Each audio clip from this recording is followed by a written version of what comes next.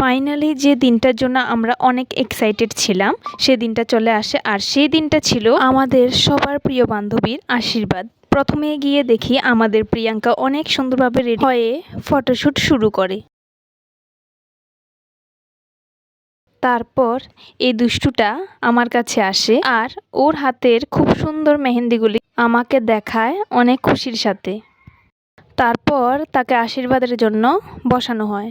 এদিকে তাদের আনা তত্ত্বগুলো রাখা হয়। এবার সে মুহূর্ত আসে যেখানে মুহূর্তটা অনেক কষ্টের হয়। ওর পাশাপাশি আমরাও যে দূরে যাওয়ার যে ব্যাপারটা আছে তা ভেবে কান্নায় মন খারাপে ভেঙে পড়ি। জীবনে এমন কত কিছুই না আছে যা আমাদের মেনে নিতে হয়।